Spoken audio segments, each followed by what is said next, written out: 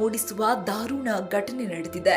ಮದುವೆಯಾದ ಕೇವಲ 2 ವರ್ಷಗಳಲ್ಲಿ ಗೃಹಿಣಿಯ ಅನುಮಾನಾಸ್ಪದವಾಗಿ ಕಾಣಿಸಿಕೊಂಡಿದೆ. ಮಂಡಲೂರು ಗ್ರಾಮದ 26 ವರ್ಷದ ಕಾವ್ಯ ಹೊಸ ಜೀವನದ ಕನಸುಗಳೊಂದಿಗೆ ಹೊದಿಗೆರೆ ನಿವಾಸಿ ಮನುವನ್ನ ಮದುವೆಯಾಗಿದ್ದಳು.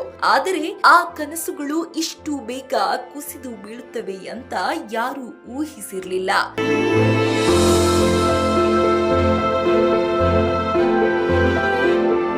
ದಾವಣಗೆರೆಯ ಅಂಚೆ ಇಲಾಖೆ ವಸತಿ ಗೃಹದಲ್ಲಿ ಕಾವ್ಯ ಮೃತದೇಹ ಪತ್ತೆಯಾಗಿದೆ. ಇದು ಆತ್ಮಹತ್ಯೆಯ ಅಥವಾ ಪೂರ್ವ ನಿಯೋಜಿತ ಕೊಲೆನಾ ಎಂಬ ಪ್ರಶ್ನೆಗಳು ಈಗ ಎದ್ದಿವೆ. ಕಾವ್ಯ ಪೋಷಕರ ಆರೋಪಗಳು ಬೆಚ್ಚಿ ಬೀಳಿಸುವಂತಿದೆ. ನಮ್ಮ ಮಗಳನ್ನು ಆಕೆಯ ಪತಿಯೇ ಕೊಂದಿದ್ದಾನೆ ಎಂಬ ಆಕ್ರಂದನ ಕೇಳಿ ಬರುತ್ತಿದೆ. ಪತಿ ಮನುವಿಗೆ ಬೇರೆ ಯುವತಿಯೊಂದಿಗೆ ಅಕ್ರಮ ಸಂಬಂಧ ಇತ್ತು ಎಂಬ ಆರೋಪವೂ ಕೂಡ ಇದೆ. ಅಷ್ಟೇ ಅಲ್ಲ, ತವರು ಮನೆಯಿಂದ ಹಣ ತರುವಂತೆ ಕಾವ್ಯಳಿಗೆ ನಿರಂತರ ಕಿರುಕುಳ ನೀಡುತ್ತಿದ್ದಂತೆ ಪತಿ ಮನು. ಇದಕ್ಕೆ ಸಾಕ್ಷಿ ಕೂಡ ಕಾವ್ಯ ಸಂಗ್ರಹಿಸಿದ್ದಾಳೆ ಅಂತ ಹೇಳಲಾಗುತ್ತಿದೆ. ಅನ್ಯ ಯುವತಿಯ ಜೊತೆ ಮನುವಿನ ಚಾಟ್ ಸ್ಕ್ರೀನ್ ಶಾಟ್ಗಳು ಹೀಗೆ ಹಲವಾರು ದಾಖಲೆಗಳನ್ನು ಪೆನ್ ಡ್ರೈವ್ ನಲ್ಲಿ ಇಟ್ಟು ತಮ್ಮನ ಬ್ಯಾಗ್ ನಲ್ಲಿ ಸುರಕ್ಷಿತವಾಗಿ ಇಟ್ಟಿದ್ದಳು ಕಾವ್ಯ ಎಂದು ಹೇಳಲಾಗುತ್ತಿದೆ. ಇದು ಸಾಮಾನ್ಯ ಪ್ರಕರಣ ಅಲ್ಲ ಎಂಬ ಅನುಮಾನ ಇನ್ನಷ್ಟು ಗಟ್ಟಿಯಾಗುತ್ತಿದೆ.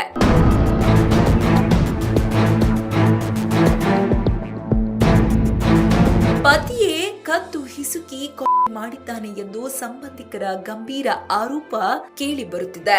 ಇದರ ನಡುವೆ ಮತ್ತೊಂದು ದೊಡ್ಡ ಆರೋಪ ಏನೆಂದರೆ ಪೊಲೀಸರು ಸರಿಯಾದ ತನಿಖೆ ನಡೆಸುತ್ತಿಲ್ಲ ಎಂದು ಕಾವ್ಯ ಪೋಷಕರು ಅಸಮಾಧಾನ ವ್ಯಕ್ತಪಡಿಸುತ್ತಿದ್ದಾರೆ. ಪೆನ್ ಡ್ರೈವ್ ನಲ್ಲಿರುವ ಸಾಕ್ಷಿಗಳು ನ್ಯಾಯಾಲಯಕ್ಕೆ ನೀಡುತ್ತೇವೆ, ಪೊಲೀಸರಿಗೆ ಅಲ್ಲ ಎಂದು ಪೋಷಕರು ಕಠಿಣ ನಿಲುವಿನಲ್ಲಿದ್ದಾರೆ. ಒಮ್ಮೆ ಅದ್ದೂರಿಯಾಗಿ ಫೋಟೋ ಶೂಟ್ ಮಾಡಿಕೊಂಡಿದ್ದ ಆ ಜೋಡಿ ಇಂದು ಅದೇ ಜೋಡಿ ಕತೆ ದುಃಖದ ಕಥೆಯಾಗಿ ಉಳಿದಿದೆ.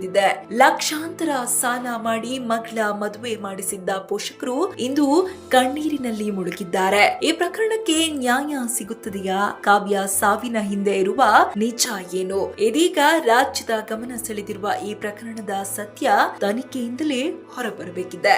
ಇದು ಈ ಹೊತ್ತಿನ ಸುದ್ದಿ. ಇನ್ನಷ್ಟು ಅಪ್ಡೇಟ್ಸ್ಗಾಗಿ ನೋಡ್ತಾ ಇರಿ ಸಪ್ತಾಶ್ವ ಟಿವಿ.